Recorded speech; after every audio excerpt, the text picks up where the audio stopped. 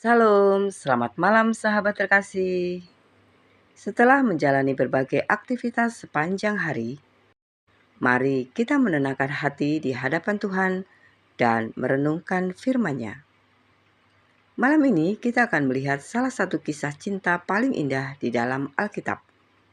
Bukan karena dipenuhi kata-kata romantis, tetapi karena sejak awal hingga akhir, kisah ini dipimpin oleh Tuhan. Mari kita membaca bersama Kejadian 24 ayat 63 sampai 67. Menjelang senja, Ishak sedang keluar untuk berjalan-jalan di padang. Ia melayangkan pandangnya, maka dilihatnyalah ada unta-unta datang. Ribka juga melayangkan pandangnya, dan ketika dilihatnya Ishak, turunlah ia dari untanya. Katanya kepada hamba itu, "Siapakah laki-laki itu yang berjalan di padang ke arah kita?" Jawab hamba itu, "Dialah tuanku itu." Lalu Ribka mengambil telekungnya dan bertelukunglah ia. Kemudian hamba itu menceritakan kepada Ishak segala yang dilakukannya. Lalu Ishak membawa Ribka ke dalam kemah Sarah, ibunya, dan mengambil dia menjadi istrinya. Ishak mencintainya, dan demikian ia dihiburkan setelah ibunya meninggal. Sahabat terkasih, Ishak tidak digambarkan berlari ke sana kemari mencari pasangan. Ia tidak tergesa-gesa.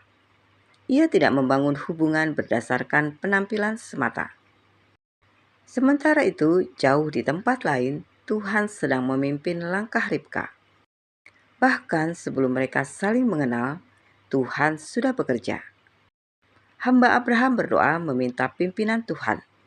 Tuhan menjawab doa itu dengan cara yang begitu indah. Setiap langkah terasa seperti sudah dipersiapkan olehnya. Ketika akhirnya Ishak dan Ribka bertemu, Alkitab menulis satu kalimat yang sangat menyentuh. Ia mengambil Ribka menjadi istrinya dan mengasihinya. Cinta mereka bertumbuh dalam ikatan yang diberkati Tuhan. Sahabat terkasih, ada seorang wanita muda aktif melayani di gereja. Ia pernah menjalin beberapa hubungan, tetapi semuanya berakhir dengan kekecewaan. Setiap kali hubungan itu kandas, ia bertanya kepada Tuhan, "Mengapa selalu gagal?" Suatu malam, ia menutup buku hariannya dan menulis sebuah kalimat sederhana. "Tuhan, mulai hari ini, aku berhenti memaksa cerita cintaku. Kalau Engkau memang menyediakan seseorang untukku, biarlah itu terjadi menurut waktumu." Hari-hari berikutnya tidak langsung berubah. Ia tetap datang ke gereja, tetap bekerja, tetap melayani, tetap belajar menjadi pribadi yang semakin dewasa.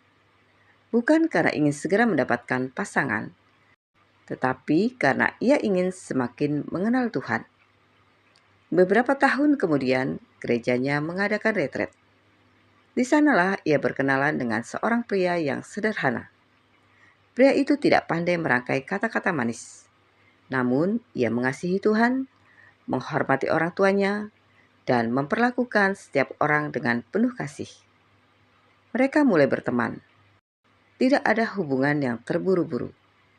Mereka saling mengenal, saling mendoakan, dan meminta nasihat dari pembimbing rohani. Beberapa waktu kemudian, mereka menikah.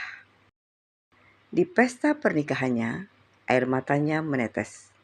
Bukan karena mengingat masa lalunya, tetapi karena akhirnya ia melihat bagaimana Tuhan bekerja dalam setiap musim kehidupannya.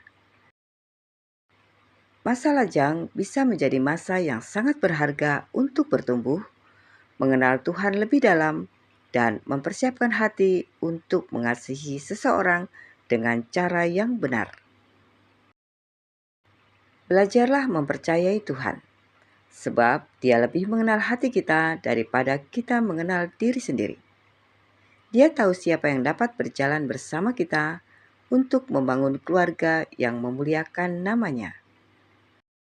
Sahabat terkasih, mari kita berdoa bersama.